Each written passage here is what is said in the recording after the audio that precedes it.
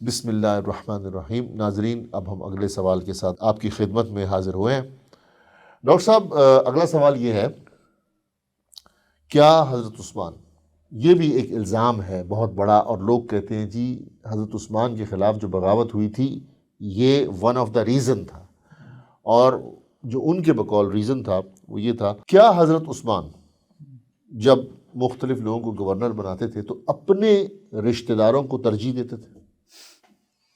بسم اللہ الرحمن الرحیم۔ ڈاکٹر صاحب، بیسیکلی تو یہ تاثر جو ہے وہ انجینئر محمد علی مرزا نے اپنے کتابچے میں دی ہے، جیسا کہ لاسٹ بھی جو روایت تھی ولید بن عقبہ کے بارے میں، اس میں بھی یہ تاثر تھا، اور ایک اور روایت اس کے بعد لے کے آئے ہیں مرزا صاحب، لیکن مودودی صاحب نے بھی یہ مودودی صاحب نے بھی دی ہے روایت، مطلب یہ تاثر دینے کی کوشش کی۔ جی، لیکن یہ تاثر جو ہے نا یہ درست نہیں ہے، ٹھیک ہے، یہ تاثر درست نہیں ہے۔ وضاحت فرمائیں۔ ہاں، اب دیکھیں یہاں پہ انہوں نے جو روایت بیان کی ہے، اس میں یہ سنن نسائی کی روایت ہے، اچھا، حضرت سعد بن ابی وقاص سے، کہ فتح مکہ کے موقع پہ رسول اللہ صلی اللہ علیہ وسلم نے جو ہے وہ لوگوں کو امان دی، لیکن 4 مردوں اور 2 عورتوں کے بارے میں کہا کہ جہاں ملے ان کو قتل کر دو، ٹھیک ہے۔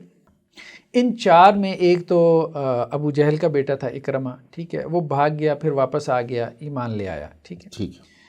عبداللہ بن خطل تھا یا اختل تھا، خیر وہ مارا گیا۔ مقیس تھا، وہ بھی مارا گیا۔ ایک صاحب تھے عبداللہ بن سعد بن ابی سرا، اچھا، تو یہ کہتے ہیں کہ جی یہ حضرت عثمان رضی اللہ عنہ کے رشتہ دار تھے، ٹھیک ہے۔ تو 2 صاحب تو مارے گئے، 4 مرد تھے، 2 مارے گئے، اور اکرمہ جو ہے یہ بھاگ گئے تھے، واپس آئے، ایمان لے آئے، ٹھیک ہے۔ اور پھر جو ہے نا جو چوتھے صاحب تھے عبداللہ بن سعد بن ابی سرا، یہ حضرت عثمان کے ریلیٹیو تھے، ان کے بارے میں رسول اللہ صلی اللہ علیہ وسلم کا حکم یہی تھا جہاں ملے ان کو قتل کر دو۔ تو حضرت عثمان نے ان کو پناہ دی، پھر آپ صلی اللہ علیہ وسلم کے پاس حضرت عثمان ان کو لے کے آئے، اور پھر رسول اللہ صلی اللہ علیہ وسلم کے سامنے انہوں نے جو ہے وہ اپنا اسلام پیش کیا، تو آپ صلی اللہ علیہ وسلم نے جو ہے وہ ان کے اسلام کو قبول کر لیا، ان کی بیعت کو قبول کر لیا۔ اگرچہ بعد میں آپ صلی اللہ علیہ وسلم نے ایک تبصرہ کیا کہ جس میں آپ نے کہا کہ بھائی شروع میں میں نے بیعت سے ذرا پس و پیش کیا تھا، تو اس میں تم میں سے کوئی اٹھ کے ان کو قتل کر دیتا، اگر مار دیتے اس وقت، اگر مار دیتے، تو صحابہ نے کہا کہ اللہ کے رسول ہمیں کیا پتا تھا کہ آپ کیوں دیر لگا رہے ہیں، تو آپ کو اشارہ کر دیتے، تو آپ صلی اللہ علیہ وسلم فرمایا کہ نبی کے لیے یہ درست نہیں ہے کہ وہ اشارہ کرے۔ خیر بہرحال، ایک تو یہ روایت ہے۔ دوسری روایت جو ہے نا انہوں نے یہ بیان کی ہے کہ حضرت عبداللہ ابن عباس یہ کہتے ہیں، یہ سنن نسائی کی روایت ہے، ٹھیک ہے، کہ یہ جو قرآن کی آیت ہے کہ وہ قرآن میں ایک جگہ آتا ہے نا کہ جس کو کفر پہ مجبور کیا جائے، اچھا، اور الا من اکرہ وقلبہ مطمئن بالایمان، ٹھیک ہے، تو اس کو تو اللہ نے معاف کر دیا۔ ولیکن من شرح بالکفر صدرا، ہاں جس کا سینہ کفر کے لیے کھل گیا تو اس کے اوپر تو پھر اللہ کا غضب ہے۔ تو یہ حضرت عبداللہ ابن عباس کہتے ہیں کہ یہ جو آیت ہے نا اس کو منسوخ کر دیا گیا ہے، اچھا، اور پھر اللہ تعالیٰ نے حکم نازل فرمایا کہ بے شک آپ کا رب بہت بخشنے والا مہربان ہے، اور ان لوگوں کو جو فتنے میں ڈالے گئے پھر انہوں نے ہجرت کی، پھر جہاد کیا، صبر کیا۔ یہ ابھی ہم سمجھتے ہیں دونوں آیتوں کو۔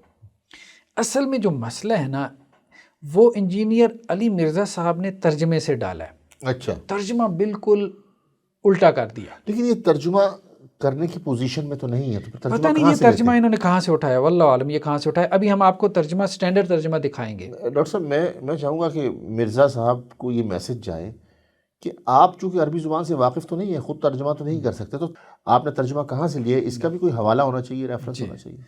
اب ترجمہ انہوں نے جہاں سے بھی اٹھایا ہے نا تو اس ترجمے کے ساتھ بھی وہ کچھ نہ کچھ کرتے ہیں، ایسی نہیں کہ ہاں اصل بات یہ ہے، خود تو کر نہیں سکتے، کہیں سے تو اٹھایا ہے نا، جہاں سے اٹھایا ہے تو خود اس کے اندر جو انہوں نے ڈینٹنگ بینٹنگ کی ہے ترجمے کی تو وہ کیا سے کیا بنا۔ اچھا بہرحال، اب یہ اگلا جملہ اہم ہے کہ عبداللہ ابن عباس نے فرمایا کہ سورہ نحل کی یہ آیت جس میں شرح صدر ہونے کے باوجود کفر کرنے کا ذکر ہے، جی، ولیکن من شرح بالکفر صدرا، ٹھیک ہے، کہ جس کا سینہ جو ہے وہ کفر کے لیے کھل گیا تو اس کے اوپر اللہ کا غضب ہے، یہ جو سورہ نحل کی آیت ہے، تو عبداللہ ابن عباس کہتے ہیں کہ یہ عبداللہ بن ابی سرح کے بارے میں ہے، جو مصر کا گورنر بن گیا تھا، یعنی حضرت عثمان کے زمانے میں، ٹھیک ہے، ٹھیک ہے۔ تو گویا جس کے بارے میں قرآنی آیات نازل ہو رہی تھیں غضب کی، اس کو حضرت عثمان نے گورنر بنا دیا۔ اچھا، حضرت عبداللہ ابن عباس کہتے ہیں کہ یہ رسول اللہ صلی اللہ علیہ وسلم کا کاتب تھا، یہ بات ٹھیک ہے۔ ٹھیک ہے۔ پھر شیطان نے اسے پھسلایا اور یہ کفار سے جا ملا، یہ بھی بات ٹھیک ہے، مرتد ہو گیا۔ اچھا، مرتد ہو گیا۔ تو آپ صلی اللہ علیہ وسلم نے فتح مکہ کے دن اسے قتل کرنے کا حکم دیا، یہ بات بھی ٹھیک ہے، مگر سیدنا عثمان نے اسے پناہ دلوا دی تھی۔ ٹھیک ہے، ٹھیک ہے، تو یہ بات بھی ٹھیک ہے۔ ہوا یہ کہ یہ رسول اللہ صلی اللہ علیہ وسلم کا کاتب تھا، ٹھیک ہے، درمیان میں یہ مرتد ہو گیا، دوبارہ اس نے اسلام قبول کر لیا۔ ٹھیک ہے، ٹھیک ہے، وہی جو حضرت عثمان لے کے گئے۔ ٹھیک ہے، ٹھیک ہے، تو چونکہ یہ مرتد ہو گیا تھا تو آپ صلی اللہ علیہ وسلم نے حکم یہی جاری کی ہوئی تھی کہ جہاں ملے اس کو قتل کر دو، لیکن حضرت عثمان لے گئے تو آپ صلی اللہ علیہ وسلم نے اس کی اسلام کو قبول کر لیا۔ اب یہ مرزا صاحب یہ کہہ رہے ہیں اس حدیث کے ترجمے میں کہ حضرت عبداللہ ابن عباس نے یہ بات کہی ہے کہ یہ جو قرآن کی آیت ہے کہ جس کا سینہ کفر کے لیے کھل گیا اس کے اوپر اللہ کا غضب ہو، تو یہ عبداللہ بن ابی سرا کے بارے میں۔ اب ہم ذرا اس روایت کا ترجمہ نکالتے ہیں۔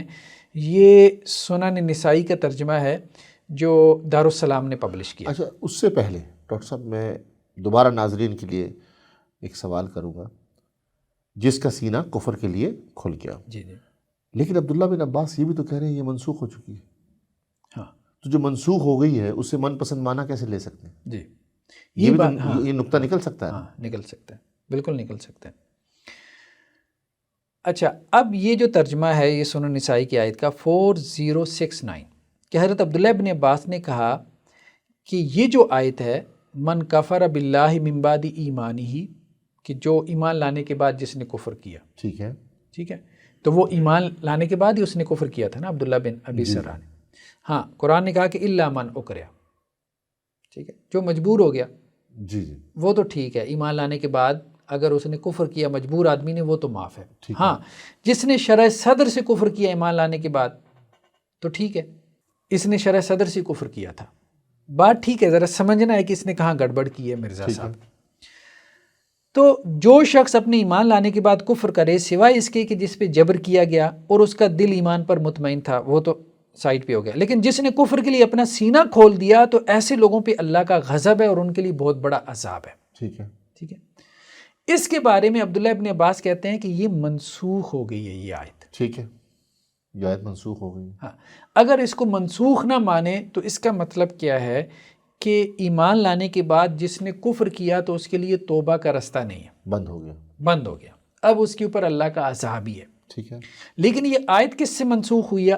اگلی آیات سے۔ اگلی آیات کیا ہیں کہ ثم ان ربک للذین ہاجروا من بعد ما فتنوا، کہ پھر تیرا رب ان لوگوں کو جنہوں نے آزمائش میں پڑنے کے بعد ہجرت کی، جہاد کیا اور صبر کیا۔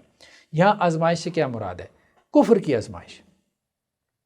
کفر کی آزمائش سے کیا مطلب؟ ہاں، مطلب جو اسلام لانے کے بعد کافر ہو گئے، اچھا، کفر کی آزمائش میں پڑ گئے، اب کفر کی آزمائش کے بعد دوبارہ وہ ایمان لے آئے اور انہوں نے نیک اعمال کیے، صبر کیا، جہاد کیا یا ہجرت کی یا کوئی بھی نیک اعمال کیے، تو ان کو اللہ معاف کر دے گا۔ اچھا، تو یہ حضرت عبداللہ ابن عباس نے کہا کہ یہ دوسری آیت پہلی کی ناسخ ہے۔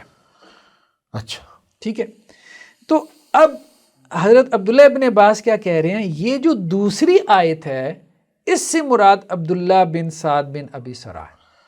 تو دوسری آیت سے پہلی آیت سے نہیں؟ پہلی آیت سے نہیں، دوسری آیت کے بارے میں کہہ رہے ہیں کہ وہ لوگ ثم ان ربک للذین ہاجروا من بعد ما فتنوا۔ لیکن ابھی تو آپ کہہ رہے تھے کہ جو پہلی آیت تھی جو منسوخ ہو چکی ہے اس سے مراد عبداللہ بن سعد ہے۔ جی بالکل، اصل بات یہ ہے نا، پہلی آیت میں یہ بات تھی کہ ایک آدمی نے ایمان لانے کے بعد کفر کیا، ٹھیک ہے، اگر تو مجبوری سے کیا ہے تو پھر تو مسئلہ معاف ہے نا، اگر شرح صدر سے کیا ہے تو اللہ نے کہا کہ اس کے اوپر غضب ہوگا اور اس کے لیے دردناک عذاب ہے۔ ٹھیک ہے، ٹھیک ہے، یہ آیت عبداللہ بن ابی سرا کے بارے میں ٹھیک ہے، مطلب ٹھیک ہے سے مراد یہ ہے کہ عبداللہ بن ابی سرا کا کیس بھی یہی ہے، ٹھیک ہے، مطلب اس نے مجبوری سے کفر نہیں کیا نا، اپنی مرضی سے کفر کیا، شرح صدر سے اس نے کفر کیا تھا۔ یہ بات ٹھیک ہے، یہ بات ٹھیک ہے، اس اعتبار سے ہم کہہ رہے تھے کہ اس آیت کا معنی اس پہ فٹ ہوتا ہے، اس کا معاملہ۔ لیکن عبداللہ بن عباس کیا کہہ رہے ہیں کہ یہ آیت منسوخ ہو گئی. ناسخ کون سی آیت ہے؟ کہ جس آدمی نے فتنے میں پڑنے کے بعد، یعنی کفر کے فتنے میں پڑنے کے بعد اچھا پھر ایمان لے کے آیا اور ہجرت کی اور صبر کیا تو اس کو اللہ تعالیٰ معاف کرنے والا ہے. تو دوسری آیت اگر عبداللہ بن سعد سے متعلق ہے اور عبداللہ بن عباس کہہ رہے ہیں جو ہاشمی ہیں، تو یہ تو فضیلت ثابت ہو رہی ہے کہ اس کی توبہ قابل قبول ہے. یہ بات ثابت ہو رہی ہے. اگر کسی کی توبہ اللہ تعالیٰ نے قبول کر لی ہے جی جی اور اس مناسبت سے قرآن کریم کی آیات یا آیت اتاری ہے تو یہ تو فضیلت ہے. یہ تو فضیلت ہے. تو کہنے کا پھر مقصد اعتراض کیا ہے؟ اصل میں اب آپ سمجھیں ترجمے میں گڑبڑ کیا کی ہے. عبداللہ بن عباس یہ کہہ رہے تھے کہ بھائی عبداللہ بن سعد بن ابی سرا ٹھیک ہے، اس کا معاملہ یہ ہوا ہے کہ اس نے شرح صدر سے کفر کیا ہے، ٹھیک ہے، یہ بات ٹھیک ہے، لیکن قرآن کی دوسری آیات اتری ہیں جس نے پہلی آیات کو منسوخ کر دیا، ٹھیک ہے، اور یہ کہا ہے کہ شرح صدر سے کفر کرنے والے کی بھی توبہ قبول ہو سکتی ہے، اور رسول اللہ صلی اللہ علیہ وسلم نے قبول کی ہے. ساتھ میں یہ بھی کہہ دیا کہ حضرت عثمان لے کے آئے تھے، رسول اللہ صلی اللہ علیہ وسلم نے وہ توبہ قبول کی ہے، تو گویا قرآن سے بھی ثابت ہو گیا، سنت سے بھی ثابت ہو گیا، آپ اس بندے کو تان نہ کرو. یہ بیسیکلی روایت تھی. مرزا صاحب نے اس کے ترجمے میں کیا گڑبڑ کی، انہوں نے یہ کہا کہ عبداللہ بن عباس یہ کہہ رہے ہیں کہ سورہ نحل کی جو آیت ہے کہ جس کا سینہ جو ہے وہ کفر کے لیے کھل گیا، تو وہ عبداللہ بن ابی سرا کے بارے میں نازل ہوئی ہے. یعنی انٹرپریٹیشن اپنی من پسند، یعنی حالانکہ عبداللہ بن تحریف کرنا. ہاں. اچھا ڈاکٹر صاحب، ایک بات میں اپنے ناظرین کے حوالے سے دوبارہ کرنا چاہوں گا. آپ مجھے بتائیے قرآن کی آیت سے یا کسی حدیث سے رسول اللہ صلی اللہ علیہ وسلم ایک فیصلہ کرتے ہیں، جی جی، اور کوئی شخص اس فیصلے سے خوش نہیں ہے، جی جی، تو اس عمل کو کیا کہتے ہیں؟ کیا یہ کفر ہے؟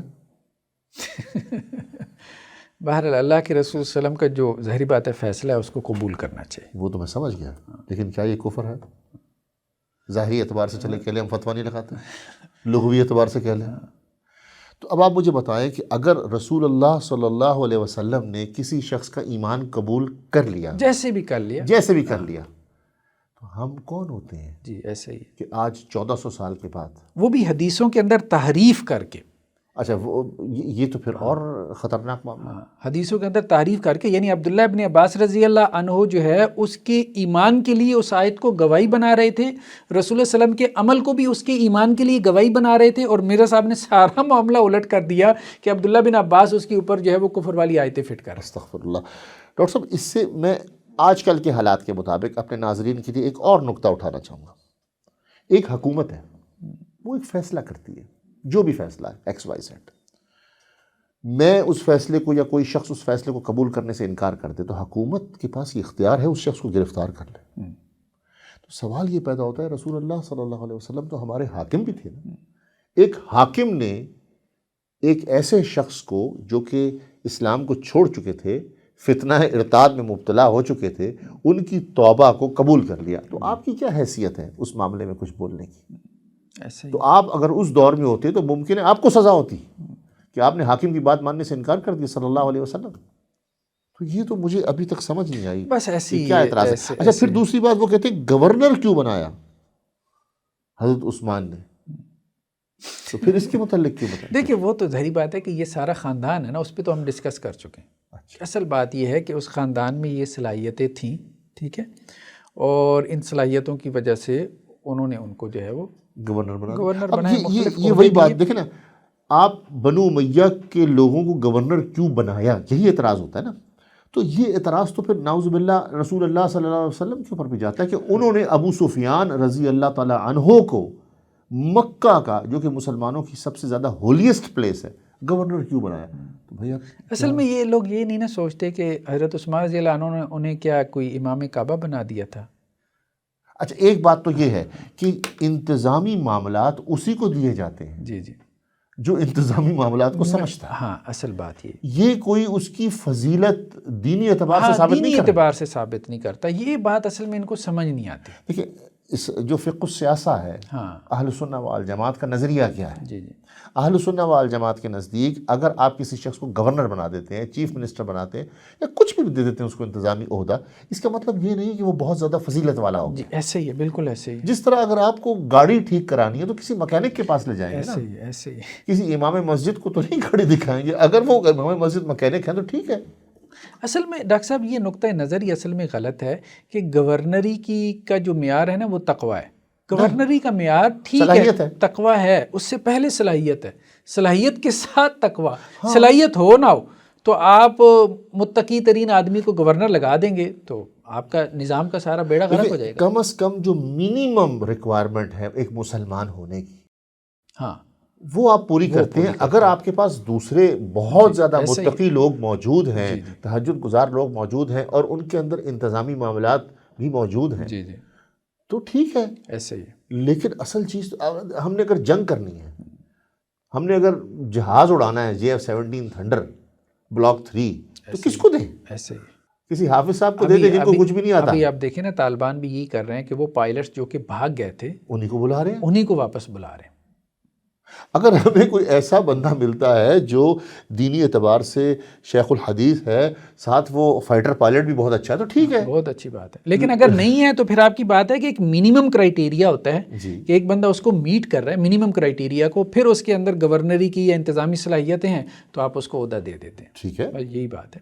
اچھا، ایک اور روایت یہ لے کے آئے ہیں، اور یہ معاملہ تو بہت عجیب ہے، مطلب یہ سنن ابی داؤد کی روایت ہے کہ حضرت عمر بن خطاب رضی اللہ عنہ، ٹھیک ہے، ان کے مؤذن جو ہے نا وہ یہ بیان کرتے ہیں کہ حضرت عمر نے مجھے ایک پادری کے پاس بھیجا۔ پادری کے پاس کون بیان کرتے ہیں؟ حضرت عمر کے جو مؤذن ہیں، مؤذن، اچھا ٹھیک ہے، وہ یہ کہتے ہیں کہ حضرت عمر نے مجھے ایک پادری کے پاس بھیجا، اور پھر اس پادری کو حضرت عمر کے پاس لایا گیا تو حضرت عمر نے اس پادری سے کہا کہ کیا میرا ذکر تمہاری کتاب میں ہے؟ اچھا، مطلب بائبل میں، کتاب مقدس میں؟ تو پادری نے کہا جی ہاں۔ تو حضرت عمر نے کہا میرے بارے میں کیا لکھا ہوا ہے؟ تو اس نے کہا جی آپ کے بارے میں لکھا ہوا ہے قرن۔ حضرت عمر نے دھرا اٹھا لیا اپنا کوڑا، کہا کہ کیا قرن، کیا بات کر رہے ہو، کوئی بات صحیح کرو، سمجھ آئے بات۔ تو اس نے کہا کہ جی اس کا مطلب ہے کہ وہ جو ہوگا نا حکمران، وہ بہت مضبوط اور امانت دار ہوگا۔ اچھا، ٹھیک ہے۔ تو حضرت عمر نے کہا اچھا ٹھیک ہے، اب مجھے یہ بتاؤ کہ میرے بعد کا جو خلیفہ ہے اس کا ذکر موجود ہے تمہاری کتاب میں؟ تو اس نے کہا جی ہاں۔ اچھا، تو حضرت عمر نے کہا کیا لکھا ہے اس کے بارے میں؟ تو پادری نے کہا جی ہماری کتاب میں لکھا ہے کہ وہ خلیفہ نیک تو ہوگا لیکن اپنے رشتہ داروں کو ترجیح دے گا۔ اچھا، ٹھیک ہے، یہ مرزا صاحب لے کر آئے؟ ہاں، یہ مرزا صاحب لے کے آئے۔ اچھا، تو حضرت عمر نے یہ سن کے 3 مرتبہ دعا کی کہ اللہ تعالیٰ عثمان پر رحم کرے۔ اچھا، اب نیچے جو مرزا صاحب نے نوٹ لگایا نا اس کو تو آپ چھوڑیں۔ پہلی بات یہ بتائیں، یہ سنن ابی داؤد میں آ گئی، ہم اس کی سند پہ تو بعد میں جاتے ہیں۔ جی، ایک پادری کہہ رہے ہیں، کون کہہ رہے ہیں؟ پادری۔ مطلب نہ کتاب اللہ کی بات ہے، نہ سنت رسول کی بات ہے، نہ رسول اللہ صلی اللہ علیہ وسلم کی بات ہے، نہ صحابی کی بات ہے، ایک پادری کی بات ہے۔ یہ تو غیب کا معاملہ بھی ہے۔ ٹھیک ہے، اب وہ پادری کہہ رہا ہے میری کتاب میں لکھا ہے، کتاب تو ان کی آج بھی موجود ہے، کہاں لکھا ہوا ہے؟ بائبل آج بھی پبلش ہو رہی ہے نا ہر زبان میں، انگریزی میں بھی ہے، اردو میں بھی ہے، میرے گھر میں بھی پڑھی ہے، ہم نے بھی پڑھی ہوئی ہے بھائی۔ کہاں موجود ہے؟ ٹھیک ہے، موجود ہوتا ہے تو نکال لیتے۔ تو کہنے کا مقصد یہ ہے کہ ایک پادری کے بیان کو آپ اتنی اہمیت دے رہے ہیں خلیفہ ثالث کے بارے میں کہ وہ بھی یہ کہہ رہے ہیں کہ میری کتاب میں لکھا ہوا ہے، جس کتاب کے بارے میں قرآن کہہ رہا ہے کہ اس میں تعریف ہو چکی ہے۔ جی، جس کتاب کے بارے میں قرآن یہ کہہ رہا ہے کہ تحریف شدہ کتاب ہے۔ ٹھیک ہے، تو اور اس کتاب تحریف شدہ کتاب ہمارے پاس موجود ہے، اس میں بھی نہیں ہے، لیکن پھر بھی ہم نے یہ روایت بیان کرنی ہے کہ ایک پادری نے کہا ہے، اور اس پادری کی بات کی بڑی اہمیت ہے کہ خلیفہ ثالث جو ہے وہ رشتہ داروں کو ترجیح دے گا۔ سبحان اللہ۔ اور پادری سورس آف شریعہ ہو گیا، یہاں اس کی کتاب بھی نہیں، اس کی کتاب میں تو ہے ہی نہیں نا، اب اس کی بات ہی سورس آف شریعہ ہو گئی نا۔ ان کی دلیل جو ہے اور سورس آف شریعہ جو ہے وہ پادری ہے، ایک کافر ہے، کہنے کا مقصد یہ ہے کہ حدیث کی کتابوں میں اگر جو ہے وہ اس طرح سے مختلف اقوال آ گئے تو اب وہ پادریوں کے اقوال ہی نقل ہو گئے۔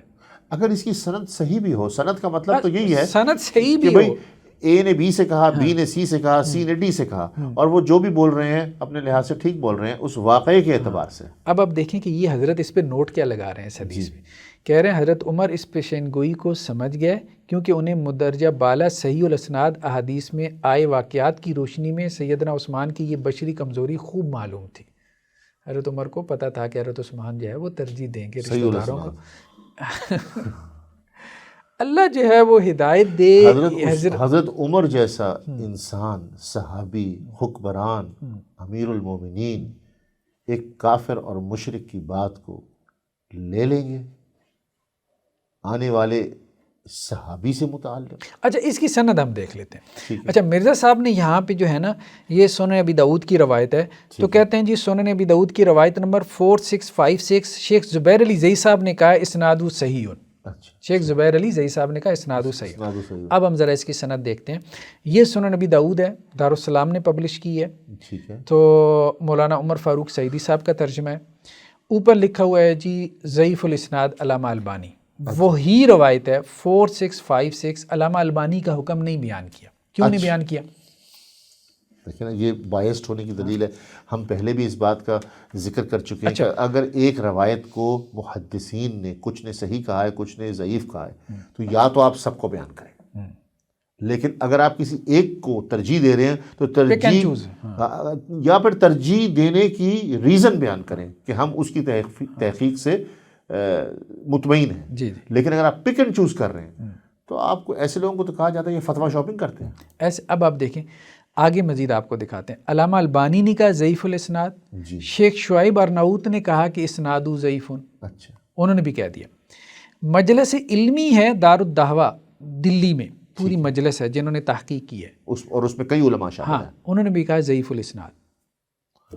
4 تحقیقیں آ گئیں، 3 لوگ کہہ رہے ہیں کہ ضعیف ہے، آپ ان 3 کی تحقیق نہیں بیان کر رہے، ایک کی بیان کر رہے ہیں کیونکہ آپ کے مطلوبہ نتائج حاصل ہو رہے ہیں۔ اس کو ریسرچ تو نہیں کہتے، اس کو پک اینڈ چوز کہتے ہیں، اپنی مرضی کی بات اٹھا لو۔ یہی کام جو ہے 22 لوگ یہی کرتے ہیں، مرضی کی ریسرچ اٹھاتے ہیں۔ بھائی آپ نے ریسرچ اٹھانی ہے سب کی اٹھائیں۔ آپ چاروں کی دیکھیں ڈاکٹر صاحب، اس میں جو اسٹیپ بنتا ہے جو آپ نے کئی دفعہ بیان کیا ہے، اگر 4 اشخاص بیان کر رہے ہیں، کوئی صحیح کہہ رہا ہے، کوئی حسن کہہ رہا ہے، کوئی ضعیف کہہ رہا ہے، کوئی موضوع کہہ رہا ہے، اگر آپ اس میں کسی ایک کی رائے کو ترجیح دینا چاہتے ہیں، چوز کرنا چاہتے ہیں، تو پھر ریزن بیان کریں۔ آپ کیوں لے رہے ہیں اور باقیوں کو چھوڑ رہے ہیں تو کیوں چھوڑ رہے ہیں؟ سر اگر ریزن نہ بھی بیان کرے، 4 کی تحقیق بیان کر دینا، 3 نے ضعیف کہا ہے، کوئی لے گا ہی نہیں، وہ کہے گا یار مرزا صاحب آپ کا دماغ ٹھیک ہے، وہ 3 لوگ ضعیف کہہ رہے ہیں، چوتھا صحیح کہہ رہے ہیں، تو کون لے گا؟ تو اس لیے انہوں نے اس کو چھپا ہی دیا، چھپا دیا۔ میں سمجھتا ہوں چھپا دیا عام لوگوں سے، لیکن جو تھوڑا بہت تحقیق کرتے ہیں، پڑھتے ہیں، ان سے تو نہیں چھپا۔ اچھا ایک اور بات، یہ تو سنن ابی داؤد کی روایت ہے، صحیح بخاری کی روایت ہے، ہم میں سے سب کو پتہ ہے، ٹھیک ہے، مرزا صاحب کو بھی پتہ ہے، وہ بھی سناتے ہوں گے، ان کے فالورز کو بھی پتہ ہوگا کہ رسول اللہ صلی اللہ علیہ وسلم نے کہا کہ بھائی بنی اسرائیل سے بیان کر لو لیکن تصدیق تکذیب نہ کرو۔ اب بتائیے، اب یہ بخاری کی روایت ہے، بنی اسرائیل سے کوئی واقعہ بیان کر لو لیکن اس کی نہ تصدیق کرنی ہے نہ تکذیب کرنی ہے۔ کیوں؟ کیونکہ ہو سکتا ہے جس کی تصدیق کر رہے ہو وہ جھوٹ ہو، اور ہو سکتا ہے جو ہے وہ جس کی تکذیب کر رہے ہو وہ سچ ہو۔ اب دیکھیں امام ابو داؤد نے اگر اس روایت کو بیان کیا ہے تو انہوں نے تو ایک روایت بیان کر دی، تو آپ نہ تصدیق کریں نہ تکذیب کریں۔ پہلی بات تو یہ ہے کہ اس کی سند ہی صحیح نہیں ہے، سند ضعیف ہے۔ اگر سند کو صحیح مان بھی لیں پھر بھی یہ حجت نہیں بنتی، پھر بھی یہ حجت نہیں بنتی کیونکہ یہ کتاب کے اندر تعریف ہو چکی۔ تیسری بات یہ ہے کہ جو کتاب اس وقت موجود ہے اس میں ہے ہی نہیں، تو مطلب یہ کہ وہ پادری جھوٹ بول رہا تھا کہ ہماری کتاب میں ہے۔ اگر کتاب میں سے نکل بھی آئے تو اس کے باوجود بھی ہمیں حکم یہ ہے کہ تصدیق نہیں کریں۔ یعنی آپ کو مسلمانوں کے خلیفہ کے خلاف ہرزہ رسائی کرنے کے لیے ایک کافر ملا تھا، مطلب جہاں سے بھی کچھ چیز ملنی چاہیے ڈاکٹر صاحب، جہاں سے بھی مل جائے۔ اچھا ایک اور افسوس کر سکتے ہیں صرف۔ ایک اور روایت، بس آخری روایت کے ساتھ ہم اس سوال کو جو ہے وہ سمیٹتے ہیں۔ انا للہ و انا الیہ راجعون۔ مرزا صاحب پہ ہم یہی پڑھ سکتے ہیں اور کیا کہہ سکتے ہیں۔ سنن ترمذی کی روایت ہے، سیدنا ابو بکرہ کا بیان ہے کہ رسول اللہ صلی اللہ علیہ وسلم نے ایک دفعہ صحابہ سے پوچھا کہ تم میں سے کسی نے خواب دیکھا ہے؟ تو ایک شخص نے کہا جی ہاں، کہ میں نے آسمان سے ایک ترازو اترتا دیکھا ہے جس میں حضرت ابو بکر اور آپ صلی اللہ علیہ وسلم کو تولا گیا، تو آپ صلی اللہ علیہ وسلم بھاری نکلے، ٹھیک۔ پھر حضرت عمر اور حضرت ابو بکر کو تولا گیا تو حضرت ابو بکر بھاری ثابت ہوئی ہے. پھر حضرت عمر اور حضرت عثمان کا وزن کیا گیا تو حضرت عثمان کا وزن زیادہ نکلا. ٹھیک ہے. پھر وہ ترازو عثمان کی طرف اٹھا لیا گیا. حضرت عمر کے مقابلے میں حضرت عثمان نہیں دیکھیں، پہلے اللہ کے رسول صلی اللہ علیہ وسلم اور حضرت ابو بکر کو تولا گیا تو اللہ کے رسول صلی اللہ علیہ وسلم کا وزن بھاری نکلا. پھر حضرت ابو بکر اور حضرت عمر کو تولا گیا تو حضرت ابو بکر کا وزن بھاری نکلا. پھر حضرت عمر اور حضرت عثمان کو تولا گیا تو حضرت عمر کا وزن بھاری نکلا. ٹھیک ہے. اس کے بعد ترازو اٹھا لیا گیا. ٹھیک. یہ روایت کون سی؟ یہ سنن ترمذی کی روایت ہے. اچھا، اب دیکھیں اس روایت سے نکلتا کیا تھا اور یہ نکالنا کیا چاہ رہا ہے. جی، یہ سن کر ہم نے دیکھا کہ آپ صلی اللہ علیہ وسلم کے چہرے انور پر ناگواری کے اثرات ظاہر ہوئی ہے. اچھا، یہ بات ٹھیک ہے. آگے بریکٹ میں لکھتے ہیں یعنی شہادت عمر کے بعد معاملات میں تغیر آنے لگے گا، اس وجہ سے آپ صلی اللہ علیہ وسلم کے چہرے پہ تغیر آ گیا. یہ ان کو کیسے پتہ چلا کہ شہادت عمر کے بعد معاملات جو ہیں خلافت میں تغیر آ جائے گا؟ اصل بات یہ ہے ناگواری کا اثر اس لیے تھا کہ حضرت علی کو نہیں تولا گیا. تو کیا ان کے پاس کوئی علم الغیب ہے؟ یہ جو بریکٹس لگا کے ان کے پاس کوئی علم الغیب نہیں ہے. تو کہنے کا مقصد یہ ہے کہ یہاں سے تو حضرت عثمان رضی اللہ عنہ کی فضیلت ثابت ہو رہی ہے کہ ان کو تولا جا رہا ہے. جی، ان کو تولا گیا ہے اگرچہ ان کا وزن کم نکلا ہے. وہ تو ہم نے بات کی ہے نا کہ اللہ کے رسول کے زمانے جیسا حضرت ابو بکر کا زمانہ نہیں ہے، کوئی بھی نہیں کہے گا. اور حضرت ابو بکر کے زمانے جیسا حضرت عمر کا زمانہ نہیں ہے، حضرت عمر کے زمانے جیسا حضرت عثمان کا زمانہ نہیں ہے. لیکن حضرت عثمان کا وزن ہوا ہے. وزن ہونے کے بعد وہ ترازو آسمان کی طرف اٹھا ہے. اللہ کے رسول کے چہرے پہ ناگواری کے تاثرات اس لیے آئے کہ حضرت علی کا وزن کیوں نہیں کیا گیا. یہ مرزا صاحب کہتے ہیں. نہیں، یہ تو ہم کہہ رہے ہیں نا. مرزا صاحب یہ کہہ رہے ہیں کہ رسول اللہ صلی اللہ علیہ وسلم کے چہرے پہ ناگواری کے تاثرات اس لیے آئے کہ شہادت عمر کے بعد جو ہے وہ معاملات میں تغیر ہونا تھا. ڈاکٹر صاحب، حالانکہ اب آپ دیکھیں کہ وہ ترازو تو اٹھ گیا نا، ترازو اٹھ گیا، ترازو میں تولا تو ان کو بھی گیا ہے. اچھا ڈاکٹر صاحب، اس میں ایک اور حضرت ابو بکر اور عمر کو بھی. ایک فقہی نقطہ پیدا ہوتا ہے. عدم ذکر کا مطلب یہ تو نہیں ہے کہ حضرت علی کی وہ فضیلت ہی نہیں ہے. نہیں، یہ بات نہیں. تو ہم یہ کہہ سکتے ہیں نا کہ اگر ترازو میں حضرت علی نہیں تھے تو اس کا مطلب نہیں، ہم یہ نہیں کہہ رہے، یہ نہیں ہے کہ وہ خلفائے راشدین میں سے نہیں ہے، لیکن ہم یہ کہہ رہے ہیں کہ کچھ لوگ جو کہ ناسبی ہیں وہ یہاں سے یہ بات نکالتے ہیں کہ وہ خلفائے راشدین میں نہیں ہے. ناسبی یہ بات نکالتے ہیں. لیکن ہم اصل میں یہ بات کرنا چاہ رہے ہیں کہ رسول اللہ صلی اللہ علیہ وسلم کے چہرے پہ ناگواری اس لیے آئی ہے کہ حضرت عثمان رضی اللہ عنہ کے بعد فتنہ شروع ہو گیا. اس فتنے میں مسلمان امت تقسیم ہو گئی. تقسیم ہو گئی نا، دو حصوں میں منقسم ہو گئی. اہل السنہ والجماعت کی جو انٹرپریٹیشن ہے وہ یہ ہے کہ ناگواری کی وجہ یہ ہے کہ اس کے بعد صحابہ اکرام کے درمیان ایک اختلاف پیدا ہو گیا، بہت سارے مسلمان شہید ہو گئے دونوں طرف. تو اس فتنے اور آزمائش کی وجہ سے ناگواری تھی. نواسب اس روایت سے حضرت علی رضی اللہ تعالیٰ عنہ کے خلاف اس کو لے کر جاتے ہیں کہ جی وہ تو تھے ہی نہیں، وہ خلافت میں نہیں تھے کیونکہ ان کو تولا نہیں گیا. ان کو تولا نہیں گیا. لیکن اب دیکھیں نا، جس طرح، اب میرا ایک اور سوال ہے اپنے ناظرین کے لیے، جس طرح ایک روایت کا آپ من پسند انٹرپریٹیشن شروع کر دیں تو بات تو کہیں سے کہیں چلی جائے گی. جس طرح یہ حضرت عثمان، حضرت امیر معاویہ یا بنو امیہ کے خلاف من پسند تشریحات کرتے ہیں بریکٹس لگا کے، یا اپنے بیانات میں جو کچھ یہ فرماتے ہیں، تو پھر ناسبی بھی تو یہی کام کرتے ہیں. ایسے ہی آپ ان کے لیے بھی تو دروازہ کھولتے ہیں. ایسی بہت ساری روایات موجود ہیں کہ اگر آپ من پسند تشریحات کریں تو ان کے خلاف بھی باتیں جا سکتی ہیں. لیکن میں کہوں گا کہ اہل السنہ والجماعہ وہ لوگ ہیں جو وسط میں ہیں، جو درمیان میں ہیں، جو صحابہ اکرام سے محبت رکھتے ہیں اور اس کے ساتھ ساتھ اہل البیت سے محبت اپنے ایمان کا حصہ سمجھتے ہیں. اس لیے اب اسی ایک روایت کو ایک طرف تو ناسبی کھینچ رہے ہیں، حضرت علی رضی اللہ عنہ پہ تان بنا رہے ہیں اسی روایت، بالکل جس طرح یہ بناتے ہیں. ہاں، اور دوسری طرف جن میں رافضیت ہے وہ حضرت عثمان رضی اللہ عنہ پہ اس روایت کو تان بنا رہے ہیں. وہ کیسے؟ وہ یہ کہہ رہے ہیں نا کہ یہی جو مرزا صاحب یہی کہہ رہے ہیں نا کہ تغیر آ جائے. تغیر اس لیے آیا کہ اللہ کے رسول کو اندازہ ہو گیا کہ حضرت عثمان کے بعد جو ہے وہ معاملہ یا ان کے دور سے تغیر آنا شروع ہوئی. تو یہ جو ہے نا، جن میں رافضیت ہے وہ اپنی طرف کھینچ رہے ہیں، حضرت عثمان پہ تان بنا رہے ہیں. جن میں ناسبیت ہے وہ حضرت علی پہ تان بنا رہے ہیں کہ ان کو تولا نہیں گیا. اس لیے وہ خلیفہ نہیں ہے. حالانکہ بات یہ تھی کہ رسول اللہ علیہ وسلم کے جو ناگواری کے تاثرات ہیں وہ اس وجہ سے کہ حضرت علی کو نہیں تولا گیا. تو یہ نہ تولنے کی وجہ یہ نہیں کہ وہ خلیفہ راشد نہیں ہے، نہ تولنے کی وجہ یہ کہ اس کے بعد امت جو ہے وہ تقسیم ہو گئی، امت تقسیم ہو گئی، قتل و غارت ہوئی، دونوں طرف شہداء تھے. اور اس پہ آپ صلی اللہ علیہ وسلم کو جو ہے وہ یہ ہوا کہ یہ ٹھیک ہے، اچھا نہیں ہے. جزاک اللہ الخیر ڈاکٹر صاحب، آپ نے ماشاءاللہ بہت ہی احسن انداز میں ہمیں وضاحت دی، اور اہل السنہ والجماعت جو کہ ایک ماڈریٹ نظریہ رکھتے ہیں ان کے نقطے کو بیان کیا. تھینک یو ویری مچ، جزاک اللہ الخیر.